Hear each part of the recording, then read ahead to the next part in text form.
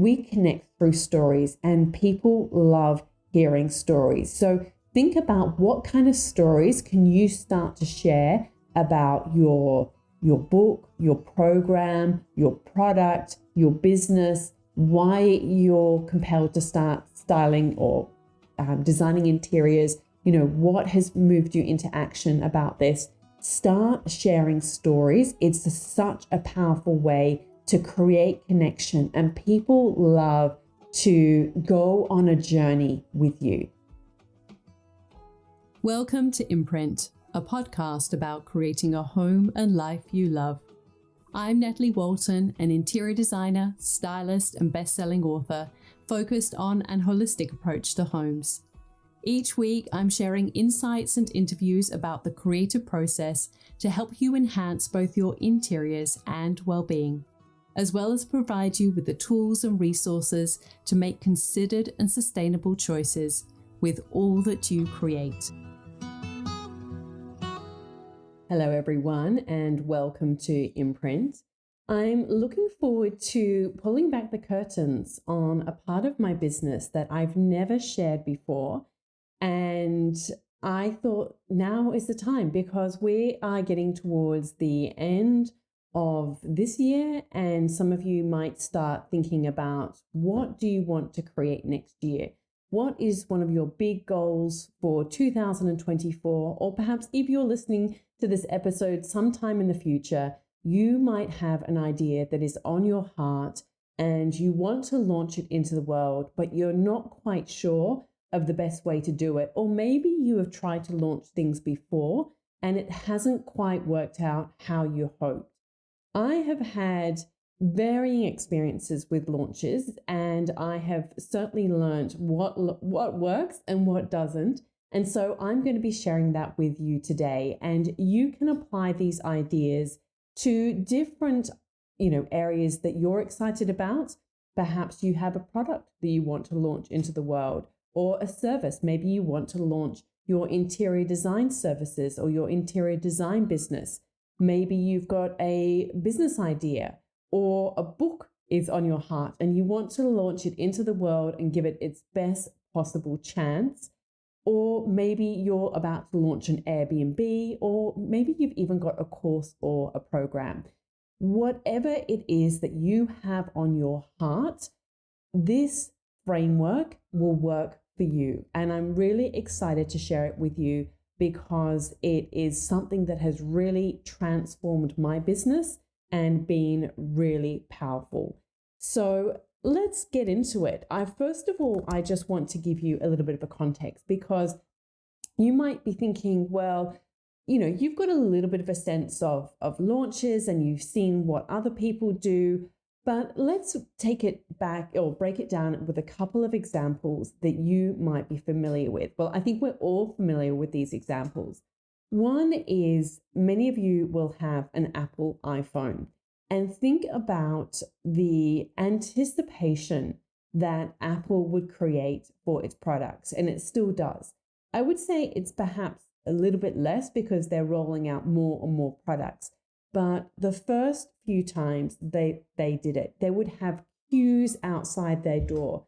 They were creating an anticipation and a demand ahead of time for what they had created.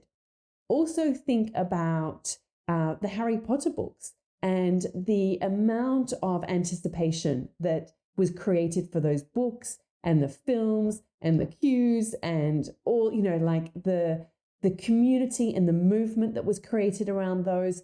My children, they're still reading the books and they're still watching the films. And it's incredible how it really has taken it to the next level. Like, even the films took the books to the next level in terms of the way that brand and that franchise in some ways grew. And also think about some of your favorite films or books and all of the planning that goes into that, to releasing it into the world. I've had a few authors on the podcast recently, and obviously so much goes into releasing a book into the world. And pre-orders have become so important. which is really often this campaign. It's sometimes almost 6 months ahead of the book's actual release to start building momentum and start building anticipation for a book to come out so that by the time it comes out into the world, then people are already warm and they're excited and they're already talking about it. There's already so much buzz and momentum. So that is what we're going to be looking at today, is how can you create this for the idea or the product or service that you already have, that you want to get out into the world, and you really want to give it its best possible chance. This is what happened to me when it came to creating my first book, This Is Home. I honestly, oh my gosh, that book to create was just, it really, dragged me over the coals in terms of the process, the writing process.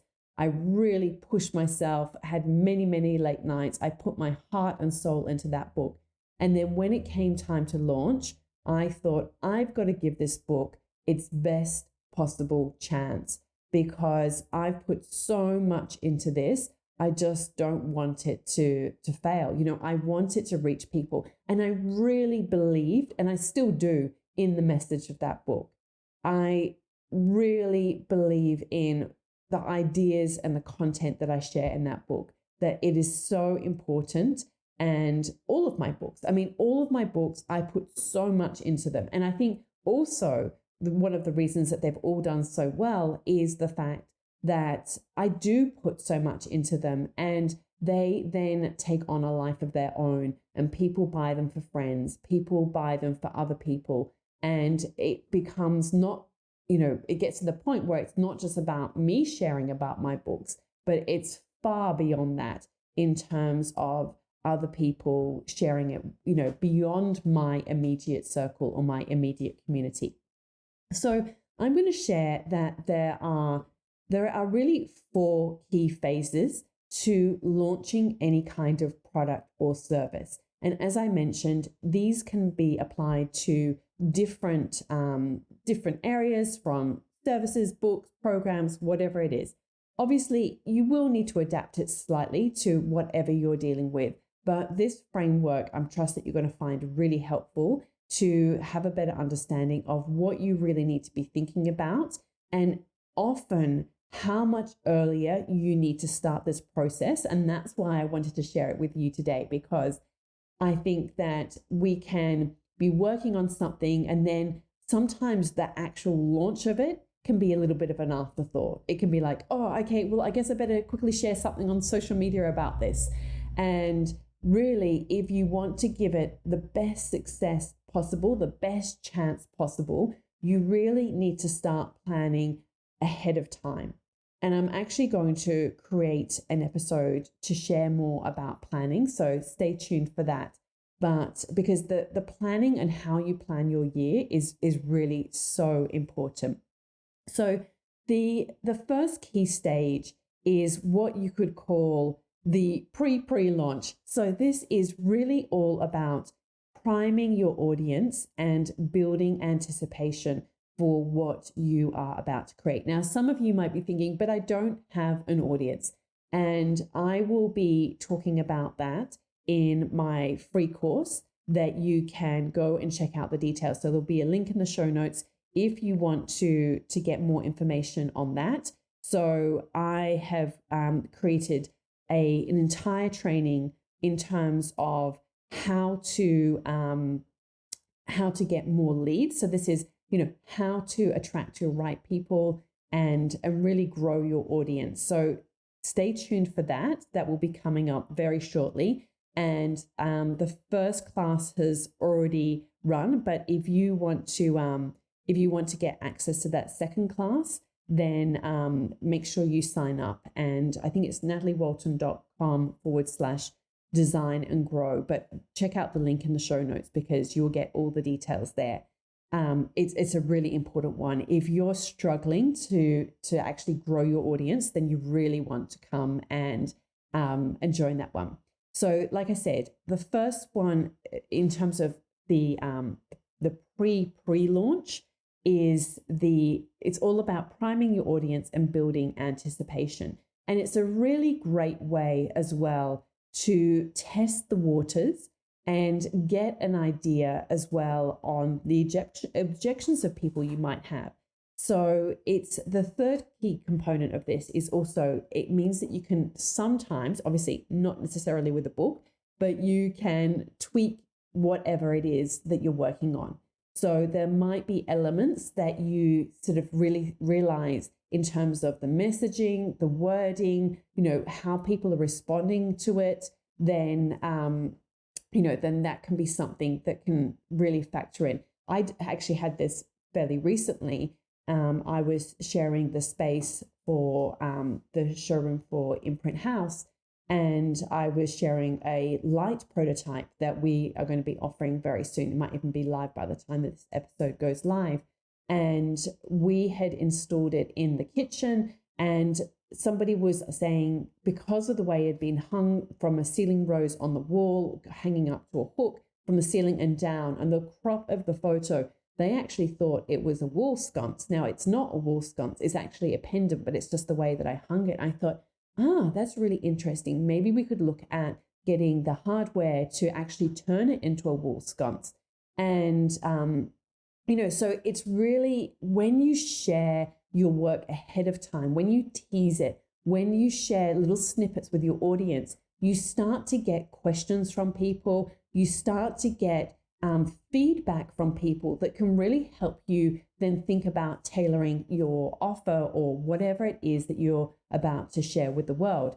For instance, if you're working on an Airbnb, people might ask you questions. People might say, so, how far is that from Sydney? And you might think, okay, I really need to be clear in my messaging about, it's only a 2-hour drive from Sydney or whatever it is. And, and kind of really thinking about, okay, I need to really frame that. That's going to be a question that people are going to be asking. Or people might say, do you have children's rooms? And I mean, obviously, if you've already built it and you don't or whatever, but you might have children's rooms and you might think, we've really got to photograph that because this is something that people are asking about. So can you see how important it is in this really preliminary stage of the launch to share snippets of it? It's really important to tease it out, to build a little bit of excitement, build a little bit of momentum, but also you start to get questions, you start to get feedback, you start to notice what really resonates with people. Again, I had this recently with the fit out for HQ, and I styled some shelves and I shared it, and that image just went crazy on my Instagram. And it was like, oh, wow, okay, people really resonate with this and with this style of imagery as well. And so to get that feedback is really invaluable. And the more that you can kind of test that, and that's literally what I did, was I actually shared the image on my stories, and I got so much beautiful feedback about that image. I thought, I'm going to share that image on my feed because it obviously really resonated. And sometimes you just don't know what's going to resonate with people the most. So for me to see that, it was actually really powerful. And, you can think about what can I tease, what can I share to start to get that kind of feedback, because you start to see what is resonating with people the most.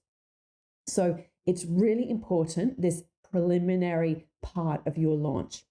The next key stage is pre-launch. So this is really about framing your launch in before you actually launch. And there are some key elements that you need to include in this part. And I'm going to go through some of them and some of the really important ones. Now, it's really important during this stage that you really start sharing high value content. And one of the most powerful ways that you can do this is to start sharing stories. We connect through stories, and people love hearing stories. So think about what kind of stories can you start to share about your your book, your program, your product, your business, why you're compelled to start styling or designing interiors, what has moved you into action about this. Start sharing stories. It's such a powerful way to create connection, and people love to go on a journey with you.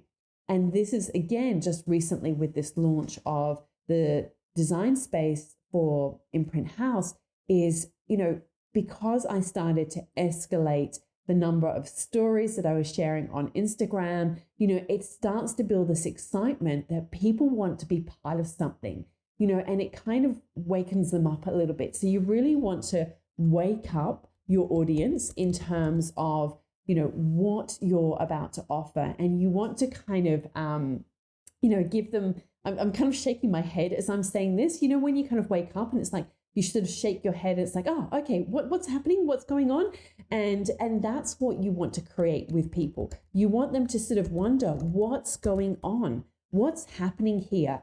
And you're kind of disrupting your regular programming. And that's what you really want to do, is you want to start to disrupt what you're sharing in, the regular rhythms of what you're sharing, because then people start to notice. And during this phase, I'm just going to share a few things that are really important. You really need to start creating some sense of authority. So why are you perfectly positioned to be launching this product, or to be launching this book or this program or this course or this business? Why are you perfectly positioned? And so you need to start sharing and creating some authority around who you are and what you do. Now, I know for some of you, this can feel really challenging. And I know for me, it was really challenging at the very start of promoting my first book, because I have shared this before, but I never really shared photos of who I was. I never talked about myself. I only ever shared my portfolio on my Instagram feed. And I knew that I needed to step more into creating a personality online and a personal brand, and really just, and I really don't like those words, but it really was just showing up and sharing my face and creating connection with people. And connection is so important. So in this kind of like wake up period of the pre-launch, you really want to share stories and create connection, and also create community, which I've mentioned in terms of, really then starting to sort of build this, disrupt your regular programming, and, kind of wake people up to what you're talking about. So you really want to do that. And then you also need to start to some extent answering objections. So objections are when people have, reasons why they think, oh, I'm not gonna buy your services right now. Maybe I don't have the money, or I don't have the time, or I don't, I can't get there for whatever reason or whatever. And so you really need to think about, like, what are these reasons? Now, some of these objections can be obviously much clearer or easier to know when it is perhaps a product, that people might think have objections in terms of, they might say, like, I don't have the money right now. So one objection is we offer payment plans, or we have Afterpay, or we, we can break it down with something like Afterpay. That could be a way you could address that objection. Or you might have an objection if you've got an Airbnb about distance. So you need to really share, say there are, 3 flights a day from Sydney, or it's just a 2-hour drive, or, which is less time than a daily commute, or, frame it in a way that people think, oh, actually, that's not so bad. So you really need to reframe objections so that people can understand and can really connect with what's helping them understand that actually this is a compelling reason to engage with your product or service or buy it. So there are many ways that you can do that. Another powerful one is to offer social proof. So if, for instance, you were starting out with your interior design or styling business, then you really want to offer social proof that you have done this not just for yourself, but for somebody else. And of course, at the very start of your journey, you can do this for free for other people in return for reviews or testimonials. These are really important. And if you've got a product, this is really important too. And this is why, as well, with anything, you want to always be gathering this type of information because it's really important to have that social proof so that people have got that trust. Social proof creates trust, and it's one of the most powerful ways to do that. So people want to know that people like them have bought your product or service or engaged with it, and they've got the kind of results that you're promising that they're going to get. So that is really important. So this is all the pre-launch phase, or like I said, it's really about waking up and warming your audience so that when you are ready to actually say, okay, this is now available, then you have already warmed them up and they are ready and eager buyers. So this is, during this phase, when we sort of talk about films or books or Apple with their products, this is where they are, sometimes they're doing ads. I'm not saying that you necessarily have to do that, certainly not at the start, but, they're getting a lot of press, of publicity, really getting the word out there, starting to build momentum and hype so that by the time they say, all right, doors are open, like literally to the store when, they have those long queues and they literally open the doors and people kind of rush in and go and buy the Harry Potter book or the new iPhone or whatever it is, that like those people, they don't need any convincing. They are standing there with their, their credit card or whatever it is, their money, and they are ready to purchase. And that is what you want to be aiming for. So that then moves us on to this period, which is, launch day.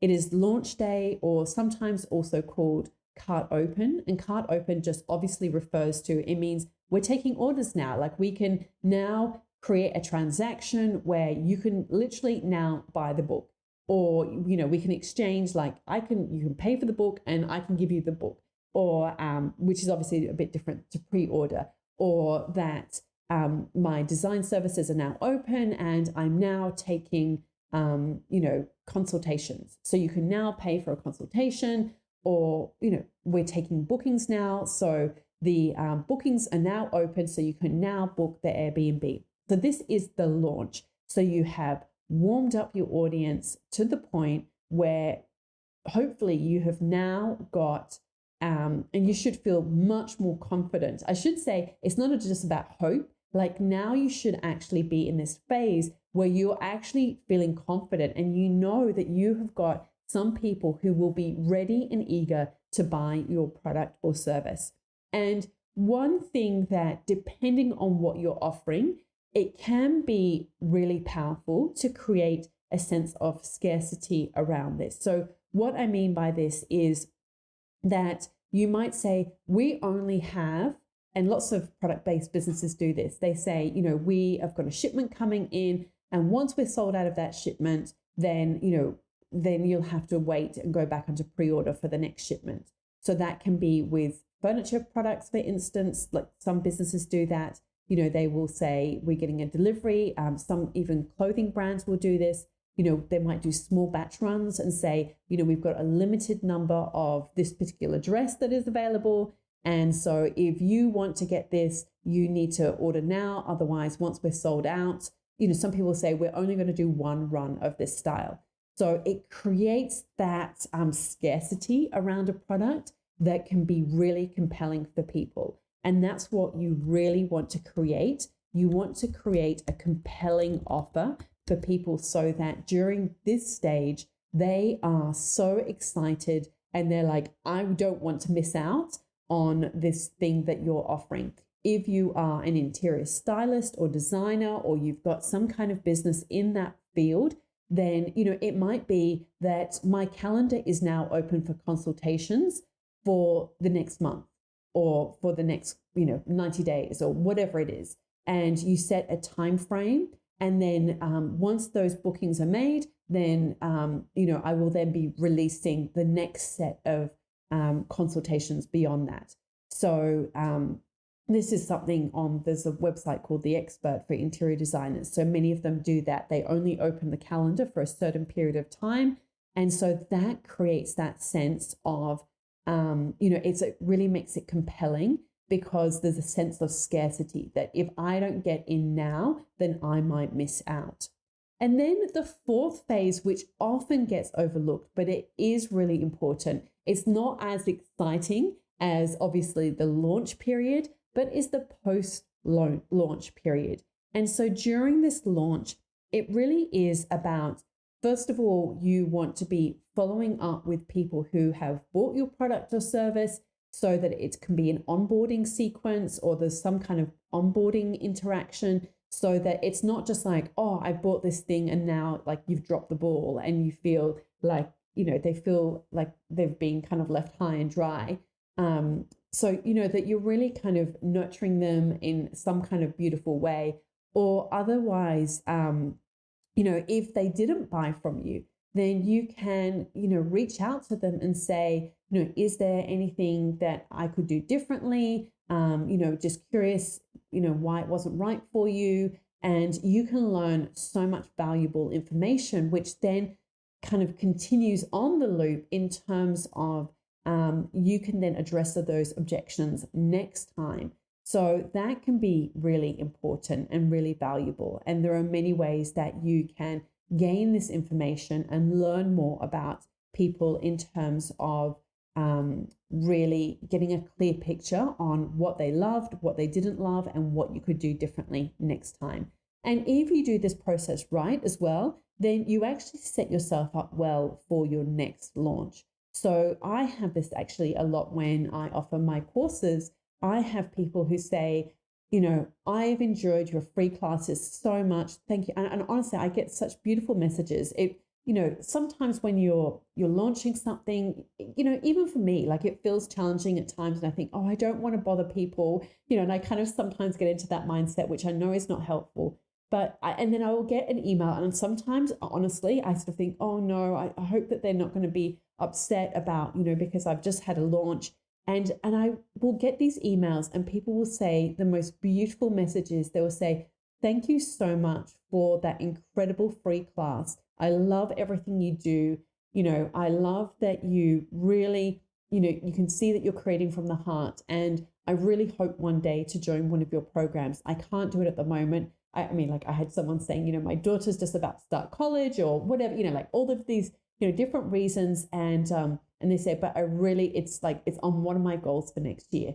And, that's such a beautiful message. And that's such a beautiful connection to have. And that person then is, they are already warm and waiting for that next launch. And so it's this beautiful cycle, and it really can be a beautiful process where you're connecting with your community in a really conscious and intentional way. And it can be done in a way that, if they love what you're creating and if they love your product or service, then it's a mutually beneficial relationship that you're creating something that you really love doing and creates value for other people, and they love the value that you create. So it is mutually beneficial in that sense, and it's a really wonderful place to be. So just kind of recapping, as I mentioned, there are 4 key phases to create a wildly successful launch. And as I mentioned, this applies to so many different areas, whether it's Airbnb, a product, a service, a book, a course, a program, a business. And so you really want to, first of all, be, priming your audience in this sort of pre-launch phase. You really want to be warming up and waking up and warming your audience in the pre-launch. You want to create a compelling offer during the actual launch where you literally open the doors.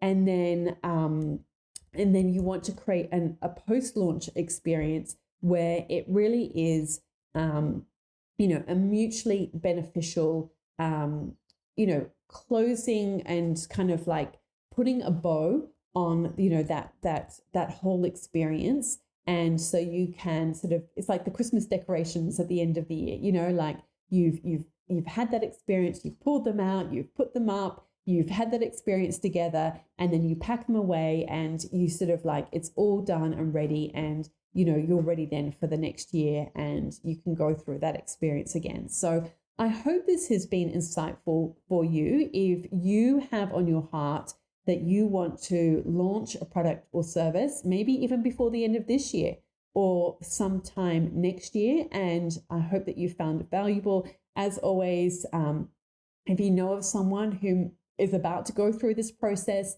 then please share with them. And if you would like to learn more about how you can actually design and grow your own creative business, make sure you go and check out the link in the show notes at nataliewalton.com/design and grow, and you will get access to the free class that I'm currently, well, it's actually a course. It's going over 4 weeks, and it's really providing the foundations to create a thriving creative business. So normally I would, I would be able to charge at least a couple of $1,000s for this course, but it is the very first time that I'm doing it. So I'm doing it for free in the hope that, I get that feedback and I get that information from you if you're going to come and participate, so I can make it the best that it can be when I eventually launch it. So it's kind of, people talk about it like in terms of a beta launch. So it's that very initial launch. It's the equivalent of, if you want to launch an interior design product or service,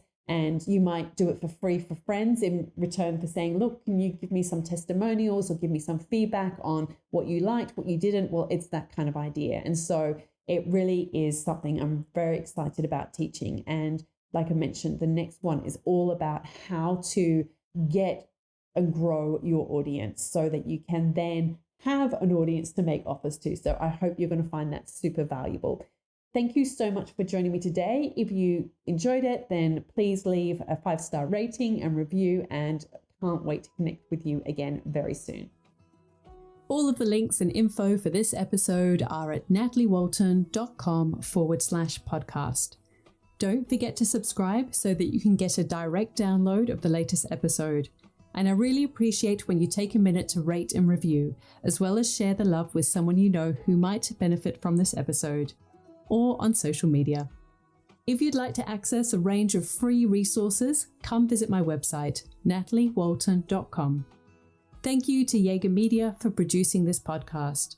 And I would also like to acknowledge the people of the Bundjalung Nation where it was recorded, and pay my respects to elders past, present, and emerging. I look forward to connecting again soon. I'm Natalie Walton, and you've been listening to Imprint.